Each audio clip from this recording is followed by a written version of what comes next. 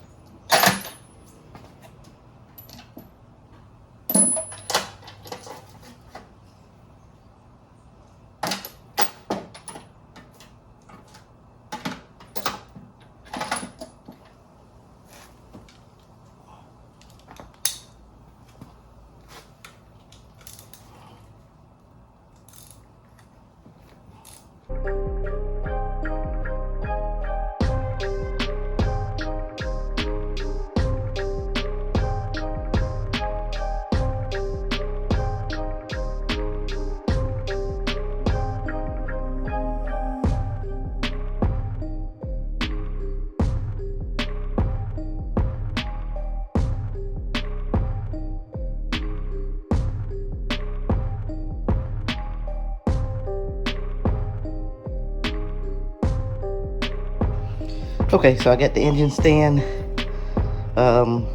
thing on it, and what I'm gonna do now is put the engine stand together so I can go ahead and roll this thing out. I'm gonna have to get my truck and the deer hoist out, connect to my truck to lift this engine up and to get it on the engine stand.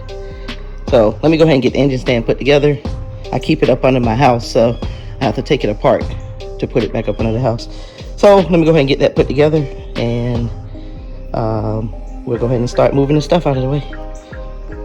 All right, engine stand is put together, and the deer lift is connected. So I'm about to roll the engine over and lift it up, and I think I'll time lapse this.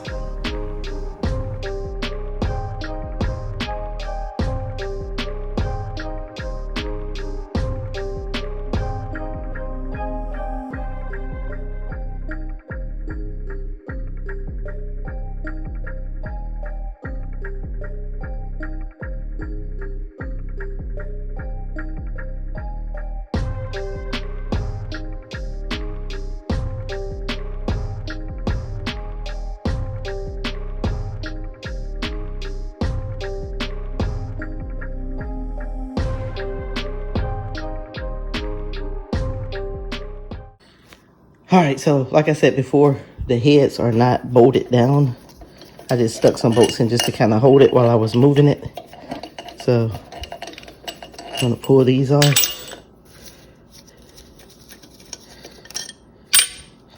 And I think I'm gonna put them on this cart. Little dolly over here.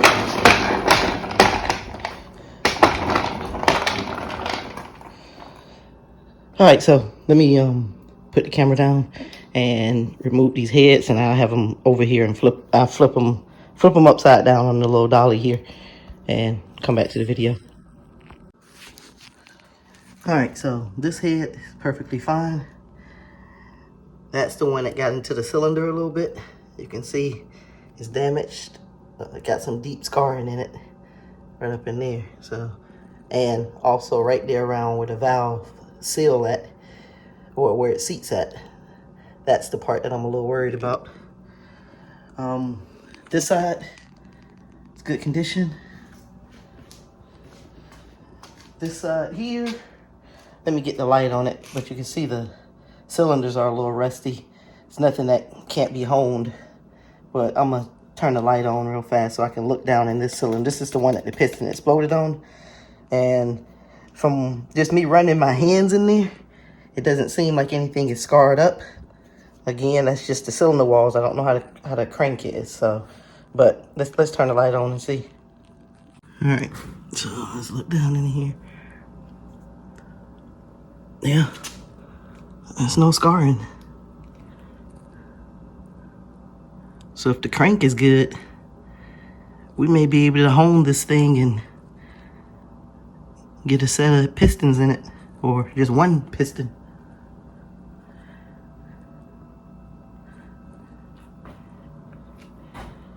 All right, let me go ahead and clean up these bolts off of here. And yeah, let me just clean up these bolts. I don't know how far I'm gonna get into it. I just really want to see the damage in it in this video. So I might rotate the engine over and look at the crank just to see how the crank looks. And then that'll probably be it for this video. Chunks of piston and rings was falling out of this engine when I flipped it over. So, getting ready to take the oil pan off. Again, this is the truck oil pan. You see it's not tightened because all we did was sit it on top of this engine because it was being stored outside, which was a terrible idea.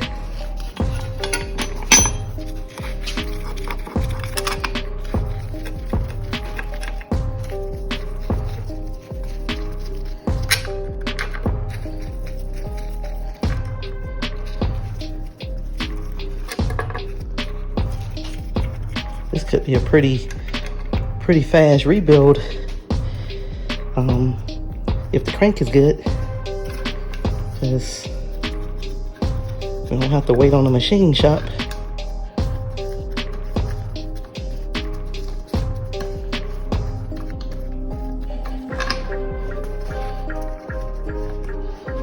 Again, I mean, we can get the bottom end done fairly fast, but that head is going to require some attention.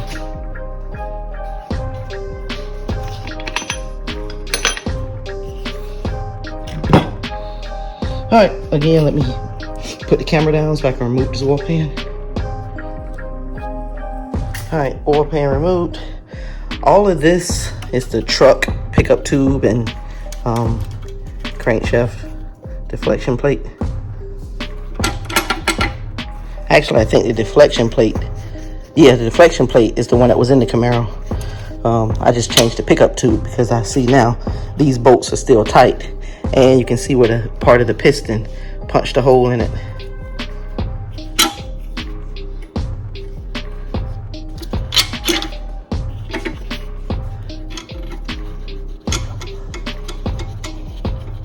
So, all right, let me get me some tools and zip this deflection splash guard plate off.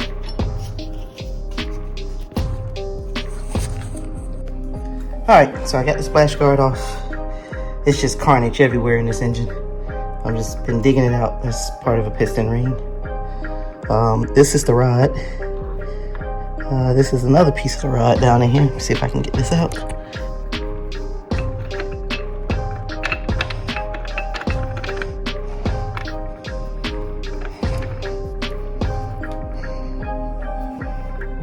The thing is, the piece of rod that's left on there is spinning smoothly. So, like, the crankshaft didn't take any damage.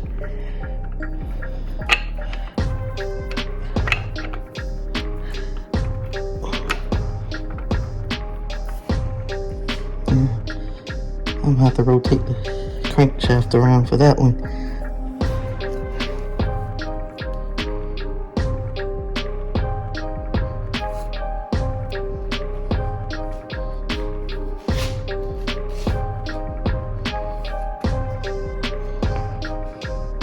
Alright, let me see if I can get this big rod chunk out of here. I'm gonna need both hands for this one. But look at here.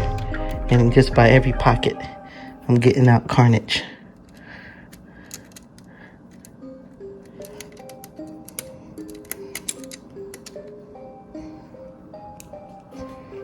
I've been collecting it over here.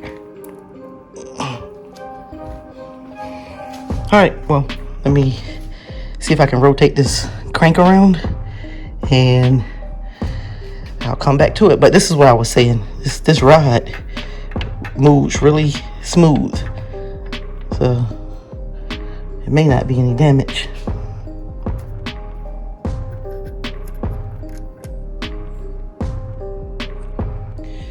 Okay, so I got that big chunk of piston out. It's right there.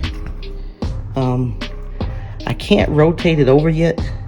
And I don't want to rotate it over yet. I'm pretty sure the rings are probably stuck since the cylinders are rusty. So what I'm gonna do is I'm gonna rotate it back over, and I probably spray some lubricant down inside of the cylinders and let it sit inside of there, and bag the engine up and come back to it. But so far, it looks like the crank is in good condition. The cylinder walls, again, is not scarred up. So we may be able to reuse this engine. Just put a piston in it and go there. If we do that though, we probably won't put it inside of the CTSV, because CTSV is gonna need a forged crank and forged pistons. So, I don't know. We'll see. Alright, so I sprayed the cylinders down with lubricant.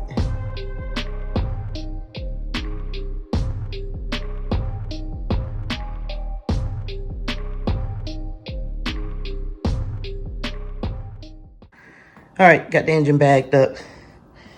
And just like I said before, cylinders are oiled down. I'm just gonna wait, leave that a little bit, see how the cylinders clean up, and get the